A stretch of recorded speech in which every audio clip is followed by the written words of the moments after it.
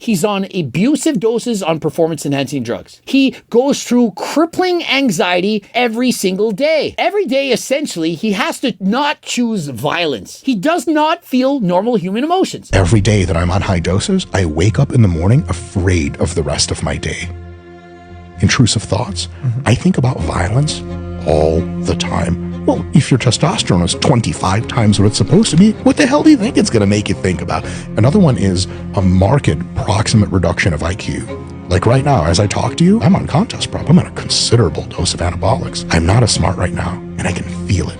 It's this fog, an inability to perceive a broad spectrum of positive human emotion. I live in a really beautiful area in Michigan, and I walk out, and there's this pond and these trees, and I know that I like looking at them, but it's a memory to me.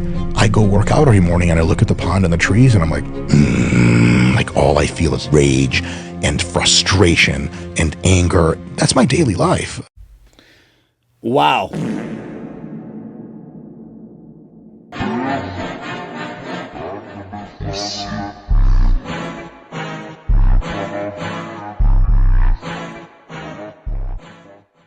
Renaissance Periodization is one of the largest fitness channels on YouTube, led by one and only Dr. Mike Israetel, a bodybuilder, professor, a training coach. He's built a massive following by providing evidence-based advice on muscle growth, performance, and training optimization, all delivered with a unique sense of humor. Millions of people tune in each week to learn how to train smarter, improve their physique, and understand the science behind fitness. You see a dude at the gym with big ass arms?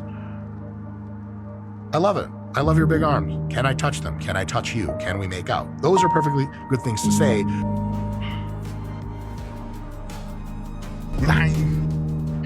I say my cock is 2 inches, and I added a couple inches to that. I'll put a D up your end, Scott's video guy. You know, I wake up every day and I tell myself I'm the straightest man that's ever been born, and it's all lies. It's just so fun to get sweaty with all your muscle friends and then just smell the smells, taste the tastes, definitely see the sights. We need someone pathetic looking to suck on camera. Like, well, that's exactly up my alley. Pick any sport. Just think of a sport in your mind right now. It's volleyball, isn't it? Fucking perverts. Men's volleyball. That's what I was thinking of. In any case, Henry Cavill, my God, man. I don't even know what my name is. Despite his popularity, Dr. Mike has faced criticism, especially regarding his competitive bodybuilding side. He's been pursuing an IFBB Pro card, which allows bodybuilders to compete at the highest level of the sport, including shows like the Mr. Olympia. Earning a pro card is extremely difficult, particularly in the open division where Mike competes, and at 40 years old, achieving top level success is a serious challenge, I'm not gonna lie. What does bodybuilding cost? So far, we have the costs I haven't been paying attention closely to pageantry, posing, color, shaving, all that other stuff. I put a minimum effort in on that. But for me, bodybuilding prep costs a lot more because I have a certain amount of work that I do for RP, and it's a lot of work.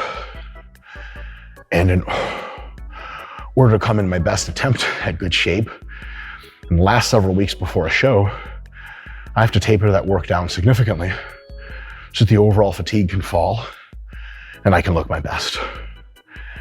And having to pull back on work like that is a really massive opportunity cost. In addition to that, I have to pull my wife into some.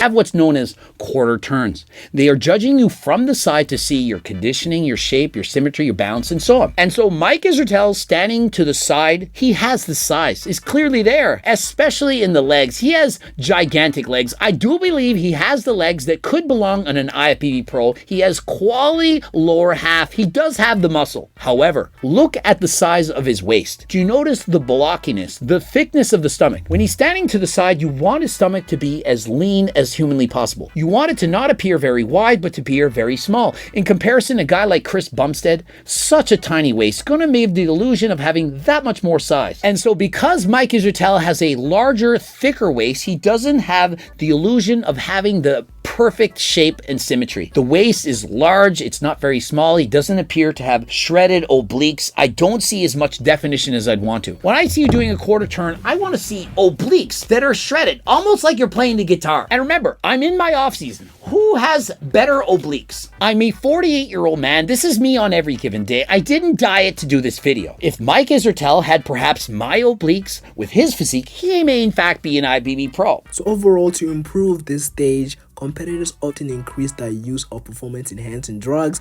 Take note that genetics do play a huge role, but overall this carries real health risk. Mike has been open about this risk, sharing how prep for competitions affected his mental state, his enjoyment and daily activities, and his overall well-being. Why? And I'm never like, I should be feeling like this. I'm like, this is really annoying and really terrible. So if there are all of these physiological and psychological implications, which, you know, you said it basically increases your chances with all of the major diseases, from cardiovascular diseases to cancers to other diseases. But then also there's this ongoing psychological consequence of taking steroids. What's the point? That's a good question. Recently, I've taken a probably several year backseat away from competitive bodybuilding, precisely because I have a lot of really good things going on in my life, and I'm going to need my brain and my more fluid civility to deal with them best, and for a couple of other reasons. So right now is an interesting time to ask me why I do it, because I'm kind of like winding that down big time. But the real reason is one of the reasons that I started steroids is I was drug-free for a long time, and I was starting to become a kind of an educator in fitness and a promulgator of opinion.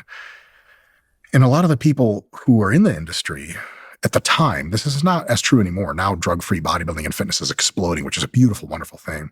But back when Nick and I came up, to be relevant in the fitness industry, you sort of had to be like super, super jacked and super, super lean. It's nothing we were going to accomplish drug-free. So we were like, oh, if this is where the road leads to being taken seriously as a thinker in the space, let's do it. Another thing is I really like being, or at least for a long time, liked being enormous and ripped. Why? And just like like, you ever see how a 4-year-old looks at like a garbage truck or a tank or an airplane? Like, just that. Why? It's as simple as that. Biology. And I'm at the extreme end of masculinity brain-wise to begin with. And so you see a movie where like the Hulk rips off an airplane wing and throws it. Some people will be like, whoa. Some people are like, ugh, I hate this movie. And some people are like, oh my God, I want to just be that whole thing. Why? I want that. Critics that follow him, like Greg Doucette and others in the fitness community, have argued that the potential health risk outweigh any benefit of pursuing a pro card at this point of his life, which Dr. Mike did not take very well. Hey, be successful and get tons of money. And then you're just standing, cutting up fucking chicken in your own kitchen. So you're saying, yay, get tons of money, but then you're standing there doing monotonous chores that you don't want to do, cutting up chicken in tiny bits, eating out of a plastic Tupperware container as if he has no money whatsoever. Is this the life that you're striving for? Those of you who hit it big, millions of followers, making millions of dollars, is this your dream life? If it is, so be it. There's nothing wrong with this in the slightest. If you love this, this is fine. But he's literally saying, yay, my life, cutting chicken into bits. If you don't like it, be proactive and do something about it. If you don't like being morbidly obese, go on a diet and lose weight. During prep, Mike has described his experience heightening aggression, anxiety, and loss of enjoyment in activities like jiu-jitsu. These effects are common among competitive bodybuilders at the top level of the sport, requires extreme dieting, sleep deprivation, the physical strain to achieve peak conditioning. Minor setbacks like a poor tan or small conditioning errors can undo months of effort efforts, making the sacrifice feel so insane. Feeling worried about Dr. Mike because the, side effects he had listed are completely insane, and it's just in a sense of Dr. Mike doesn't want to accept that he cannot win the IFBB with such genetics and with the overall risk and reward factor. Why did you get plastic surgery? Now that I'm into bodybuilding and I have an aesthetic vision for my physique, a huge limiting factor of mine was that I just had love handles, and when they weren't filled with fat anymore, they were filled with water, and then they just looked like shit all the time. And I was like, fuck this, I can just get them cut out. So I did. I will be going through surgery again, probably at least a few more times. Why?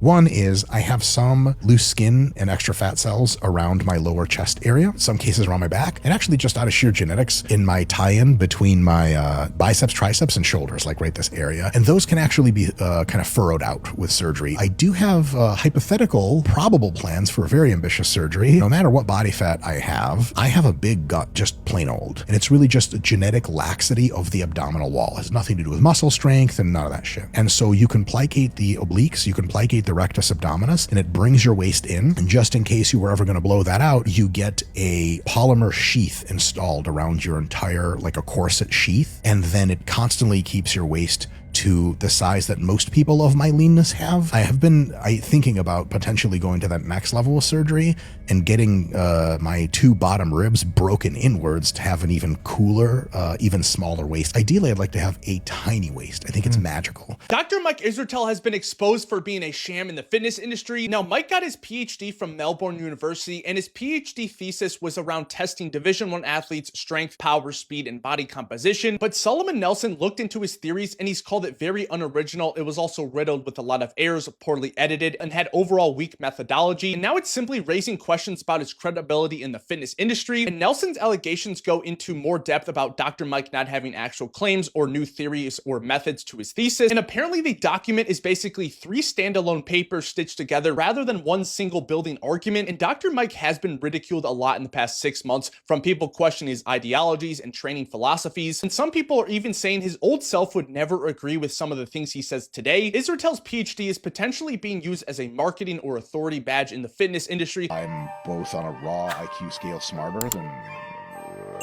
almost every coach, maybe every coach. And Nelson overall is concluding that his thesis would fail in a top-level school. So did Dr. Mike fool the full fitness industry into believing his methods? Bye, have a great time.